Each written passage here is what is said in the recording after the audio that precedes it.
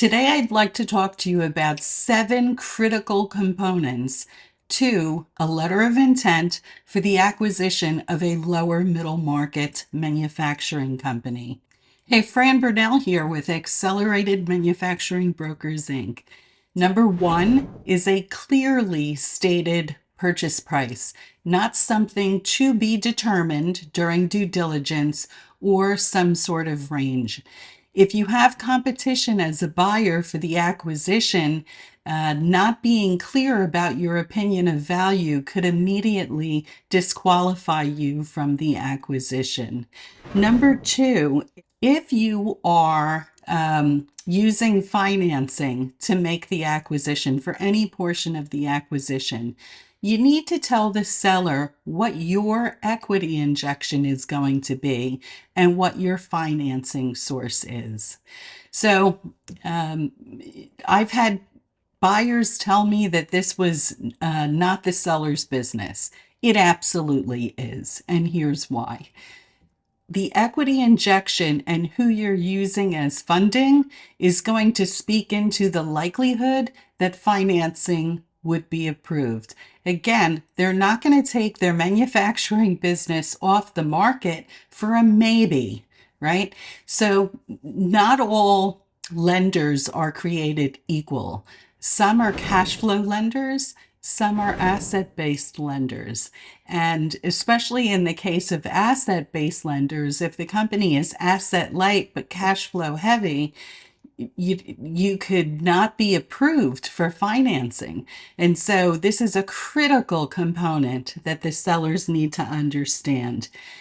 Number 3, if you are seeking a seller's note as part of the acquisition price, you need to be crystal clear about the terms, the interest rate, and so forth. Number 4, the next component is regarding timelines. You need to be clear about the timeline of certain events in the M&A process. First, due diligence. It can't just be ongoing forever. Can't happen. You need to have a clearly defined timeline, and that's usually 60 to 90 days. It depends on the size of the deal. If it's a smaller deal, it can be done in 30 to 45 days.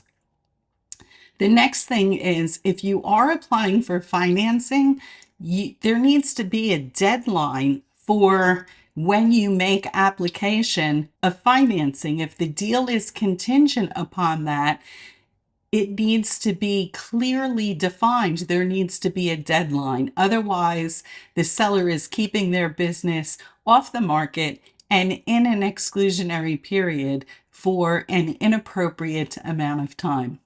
A good letter of intent is also going to have a deadline for when they can expect to get the first draft of the asset or stock purchase agreement. And then, of course, an expected timeline for closing. Now, listen, you're going to put in there, things happen during due diligence. Things happen with financing, and everybody understands that you can't always keep the date. But if the parties are working together in an appropriate fashion, people normally don't have a problem with that. But you have to start out with what you're aiming for. You have to be clear about that. The next thing is, if there is a holdback, an escrow holdback for reps and warranties, and there normally is in lower middle market, I would encourage you to include this in the letter of intent. Often people avoid this because they're afraid of how the seller is going to react. I've been doing this for 30 years. What I can tell you, sellers usually react poorly to surprises. They feel like they were sideswiped if you didn't tell them about all of the holdbacks up front. So I think it's very important to cover some of the harder things up front in the letter of intent. And number 6 is right along the same lines. If there is a working capital requirement, Tell the seller your thoughts on this and how you intend to calculate it. Incredibly important. Again, sometimes the best thing that can happen to you as a buyer and to a seller is to get to know quicker. And so if you deal with some of the harder things up front in the letter of intent, you can avoid spending money and wasting time during due diligence by covering some of these things. And number 7, the last thing I would say is be clear about what you expect the seller's role to be post-closing. How much of their time are you going to require? What's that going to look like? Is it going to be 40 hours a week? Is it going to be part-time? Is it going to be on an as-needed basis? Spell it out for them. If you follow these 7 critical components of a letter of intent, I guarantee you'll have much more success in the acquisition of a lower middle market manufacturing company. Hey, follow our channel for more educational tips on manufacturing M&A.